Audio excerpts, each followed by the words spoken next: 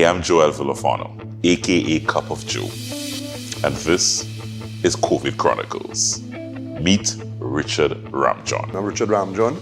I'm currently the owner of two businesses, or maybe three. But the main ones I operate is Branded, which is a promotional items, embroidery, screen print business. And I also have a food truck and bar on Traggate Road called Big Rolph and Soca 365. COVID-19 presented a whole heap of challenges for business owners. At the end of the day, it's been very tough because again, if you didn't realize what was coming, the changes that you had to have made, then you would have been caught with your pants down. So for example, I knew based on what I do that, okay, we're going to be locked down for a while. Let me try and put things in place to try and operate out of home. And then it was a lot more of trying to see, okay, how am I going to adjust? What am I going to do next? How do we survive this thing? Where do we go from here? Because at the end of the day, it didn't come as a shock because I was kind of following it before. The reality of when it hit us was a little bit of a shock. And then eventually, you're trying to figure out, what's next? What do we do to try to get over this? I can't call it a hump because, a hump has a quick end. So it's more like a long hurdle, a long marathon that we're running now that so far not seen much of an end. So before COVID-19, Richard Ramjohn painstakingly but successfully opened a bar to complement his business. The liquor license took me at least 2 years to acquire, starting from the challenges of getting the necessary approvals, followed by all the steps with corporation and all the hurdles you have to jump over, just one challenge after the other. It's not written anywhere how you go about this. I plodded through and I finally got it. It's October of last year. Carnival, we had a good carnival, and then all of a sudden COVID, and then that's the end of that. Business just goes down, nothing, zero. But beer's expiring. I ended up having to drink a lot to get rid of the ones that was close to expiry, or they weren't going to take back. Luckily, I must say Carib has done very well. They've come and they've taken back all of the expired product and so on. But even getting it back up and running is a challenge because what you used up or what you sold or what you did take back, you have to try to build it back up. It's another investment. It's like starting a business all over again. And then with the uncertainty that's involved, do I bring 2 cases, 6 cases? Will the 6 cases expire? Will the 2 cases expire?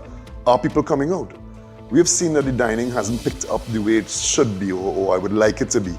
And the bar is even probably worse. So frustration started to step in with all the uncertainty in the air. My concept was you have to innovate or die. You'll either sit back and fall to bits and pieces or you have to do something different.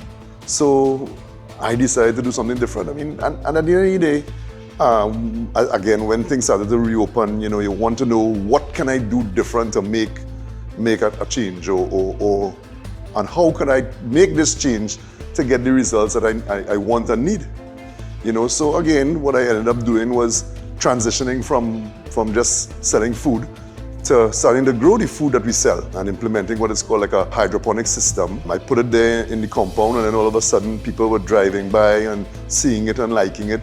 And it transitioned into not just me having a hydroponic system and growing everything that we use, but I started to do more hydroponic systems and people started to ask me to help them put it in place. So for Richard Ramjohn, it was time to pivot. Or in his words, innovate or die. So the weeks leading up to when there was a possible reopening, and I decided, okay, I'm going to start planting or growing the things that we use in the business. We started to think about, okay, let's create a little marketplace because at the end of the day, we sell, we use tomatoes, so we can buy a little extra and set up a little market. So I conformed the place with all the COVID regulations and restrictions, where I was basically selling through the fence and so on. And then out of the blue, the hydroponics thing took off. So for example, I would just be standing there and someone will drive by and they're like, wow, what is this? And then when I explained to them, I said, well, I'm feeding the plants the nutrients it needs to be a success. And someone looked at me and says, yeah, look at that basil. That basil is more than a success. So, and even the mint, I have some friends who come and just look at the plants there and they're like, How are you getting the mint? Yes, it's a wild plant, but how are you getting all these things to look so good? And hydroponics is the answer. After the hydroponics came in, then my wife said, hey, what about doing some plants? And then that same day, I met the guy and he told me, okay, he could bring plants to me. And the next day he brought plants, and by the next week he brought about 300 plants, and within a week I sold almost all. You know, we were left about 35 or thereabouts after the first week, and we realized, hey, people are really planting and getting into this.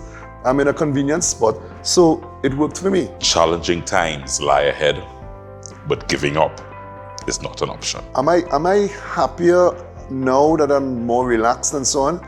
Yes, I am. Am I going to feel like I'm doom and gloom? No, I'm not. And that's why I innovate and try to come up with different ways of doing things. How long it's going to last for, it's not predictable. But I know it will pass. And I know things will get better. Look at COVID as a positive thing in terms of, okay, we brought our lives back to a little bit of a ground, and now try to find ways of getting back up there. That's the only advice I can give to people. You can't afford to give up. You just have to do things differently. Innovate or die.